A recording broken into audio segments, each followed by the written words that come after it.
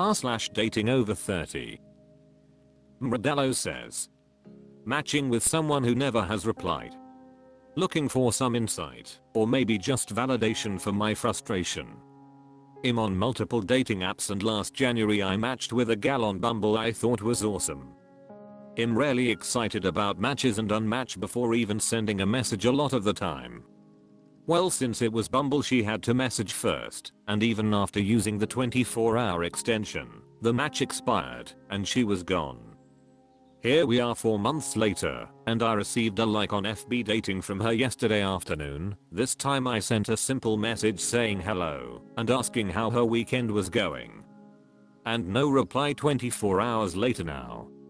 I know not everyone lives on their phone. Some people are ambivalent when it comes to online dating. Some people are intimidated by speaking to someone on the internet. I get it. The vibe from her profile doesn't line up with any of that, and I know my best option at this point is to just do nothing and wait. Has anyone else dealt with matching with the same person multiple times, but they never respond? What ended up happening? Edit. I'm specifically asking about instances where people match multiple times over different apps, but still never engage in any conversation. If it was one time I get it, not interested. Finding me on 2 different apps and still not messaging? While living in a rural area where quality matches are hard to come by? That's strange to me, and I was just looking to share frustration and maybe gain insight. Anyways, thanks for the comments. Thryam Sleeping says, my insight is you can do much better and find someone who respects you enough to at least have a conversation after matching. The dating period these days is rough. I'm a woman and get quite a few matches, but the conversations go nowhere and I find nothing authentic about the person. And almost always they either ask for sex or just ghost. CBRB30 says, this is why I just don't use dating apps. Mingling in co-sex third places. You'll find these people who just swipe and never chat on dating apps because they are so fatigued by the whole thing and they're far more keen in person. Way better for the mental health. Successful Corner 90 says, she could initially think you're cute, swipe right, and then something in your profile puts her off. Then she swipes right on your pic again on another app because of your pics, doesn't remember your face/pics, but sees something in your profile again she doesn't like. Rinse and repeat on every app you're both on. Kitchen Historical 177 says, stop dating online, you are putting your love life in the hands of strangers. Go outside and cold approach, read a book on game, if you have to. Dating apps have the lowest short-term and long-term success rates ever in history. Jeremy Jermorak 8108 says, I have had this happen a whole bunch of times. The weirdest one was my very first match. It was Tinder. I was interested, from her profile. Sent a message, no reply. Over time and out of curiosity, I tried 22 total dating apps, and I matched with her on every single one of them. No replies. The single exception is Bumble, which will unmatch you if the woman doesn't send a message in 24 hours. She sent what looked like an AI-generated message. I replied. That was the end of the conversation. If I were to download all my dating apps right now, I would still be matched with her on all of them to this day. I thought it must be a seed profile, but a few reasons why that is unlikely exist. 1. She's on apps not owned by Match. It seems a stretch for unrelated companies to share seed profiles with each other. And 2. She's aging with me. We were both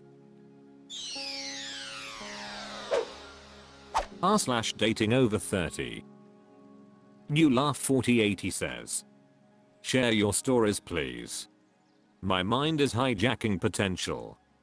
I'm hoping to hear from people who have real life examples similar to or the same as what I'm about to describe, and if so, what was the finale to your story? That said, my mind, body, and heart feel like they are living in a fog. I met up with this guy the other night.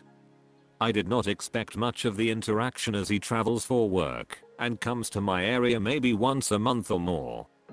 By his profile he seemed like a really cool guy, and at the very least I figured I would make a friend. Anyway, he is not just cool, but an incredible person. We hung out the entire night and are currently making some weekend plans. He is here for a couple weeks. I thoroughly enjoy the way his mind works, his sense of humor, his physical appearance, etc. etc. I won't list everything, but there is potential. That said, we last saw each other a few days ago. I was smitten. Now, with space and the weekend approaching, I can feel my body, mind and heart recoiling. I hate it. It's like my brain just can't help but pick him to pieces to find any flaw, spiritual, physical, intellectual, you name it. It's like my brain is running a software program. I want to just like this guy and enjoy the time. In the past, I have had the longing feelings towards a person. I would feel the connection, the excitement, the flutters and tingles when I thought about them. However, there were always very obvious and big reasons why those relationships did not work, but it was like I could not turn off the emotional response, the dopamine hit. Here, it feels the opposite. I can't find a GN problem. I know my brain can get me to a place where I'm physically repulsed by someone. It's starting to do it, and I want it to stop. I'm having a hard time differentiating between whether I'm actually not attracted to this person, or if my brain is just trying to do its regular unsoftware routine. I have therapy tomorrow morning and plan on bringing this up again. It's one of those issues that can only be awakened in this exact dynamic. Praying Mantis 333 says, have you heard of avoidant attachment or relationship OCD? Both contain a trait where you can hyperfocus on a partner's flaws as a way to keep intimacy away and maintain a holding pattern where you're focused on what is not right instead of what is. I don't really have this in the way you do, so I can't offer my own finale, but I can say that it's definitely possible to work through. Keep focusing on that feeling you had with him. Feelings exist in your body, not your mind. Stay in your body and let the feelings just exist. If it's a happy feeling, let it expand. Where do you feel it? If it's a sad or scared feeling, let it just be there for as long as it needs to feel seen. It will pass too, and doesn't need you to control it. Try to avoid creeping into your mind, where the software algorithm wants to work its black magic and feel some semblance of control. Just keep tuning into your body. Bruno Mart says, I had this happen recently. It suddenly struck when I was on the second date with a beautiful, interesting, and accomplished woman I had many things in common with and was very into me. I spent the date worrying more about whether or not I found her attractive than trying to learn about her, listen to her, make a move, or make sure she had a good time. I focused on completely inconsequential things and my mind blew them out of proportion. So, understandably, I did not get a third date and it completely broke me. I really, ed up and I only have myself to blame. Don't be like me. The best advice I can offer is to try to stop thinking about it. Do not look at their pictures or profile. Try to go on the date, be present, be interested, and be entertaining. Remember my story. Don't forget, there's no actual reason to be worried. You can kiss someone and decide not to have sex with them. You can have sex with someone and decide not to see them again.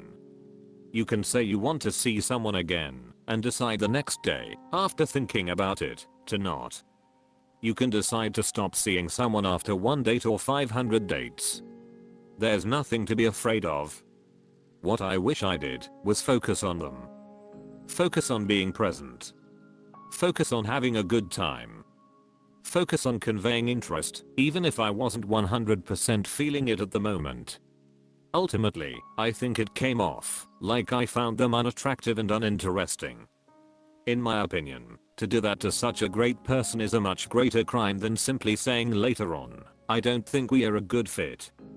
And for me, I would have been much happier breaking it off for a real reason later on instead of my brain being a traitor, acting avoidant, and throwing amazing potential in the trash. Anyway, I hope this helps you avoid making my mistake, and good. C Humor 7 says, first of all, props to you for being so self-aware. Second, I know how you feel. It's so hard not to jump the gun in dating. Whether that be thinking someone is the one or completely pushing them away by focusing on one flaw.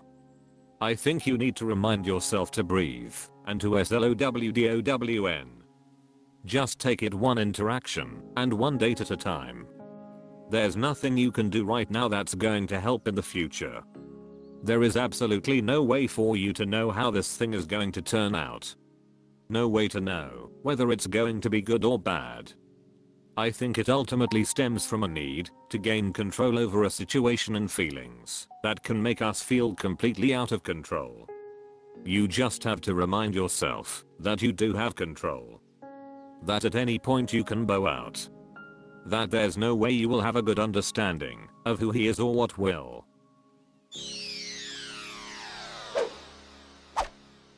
That's all for this video. Thank you for watching. Please subscribe.